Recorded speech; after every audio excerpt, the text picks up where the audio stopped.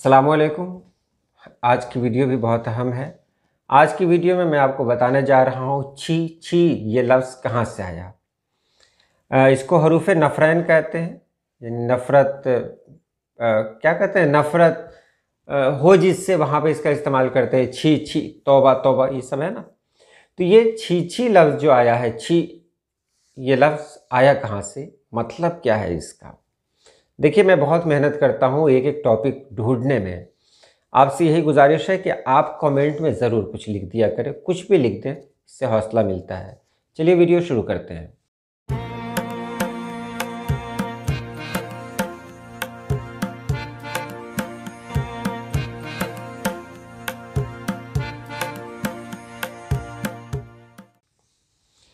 छी छी का जो लफ्ज़ है, इसको तो हम सभी लोग जानते हैं। जब कोई चीज़ नागवार गुजरती है या कोई मंज़र अच्छा नहीं लगता है, किसी का कोई काम अच्छा नहीं लगता है, तो वहाँ पर बहुत सारे लोग कह देते हैं छी ये क्या कर दिया।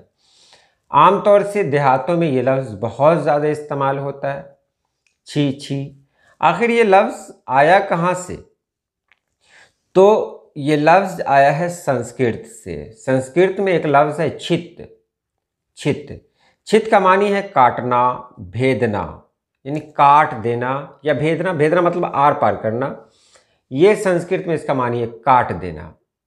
अब यही छित आगे बढ़ते बढ़ते तो इसका गायब हो गया और हो गया छी।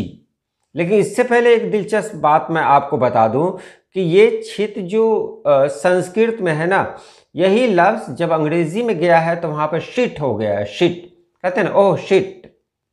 वहाँ शिट भी छी में ही इस्तेमाल होता है। ये भी कमाल की बात है, वहाँ भी छी में ही। तो किस तरह लफ्ज़ एक दूसरे से जुड़ते हैं, यहाँ आपने देखा होगा कि छित जो संस्कृत का लफ्ज़ है वो अंग्रेजी में जाता है तो हो जाता है शिट।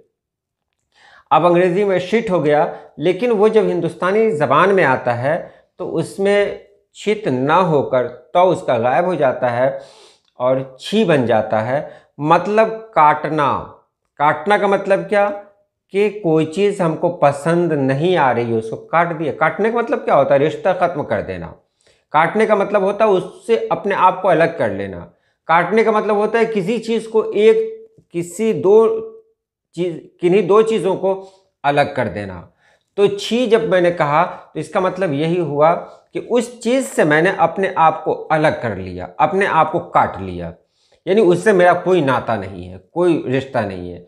तो इसीलिए इस्तेमाल होता है छी छी। तो उम्मीद है आपने समझ लिया होगा। वीडियो लंबी ना हो इसका ख्याल मैं अब रखता हूँ। बहरहाल आज के लिए इतना ही। अल्लाह पाक आप सभी लोगों को खुश रखे, आबाद रखे। अल्लाह हाफिज़।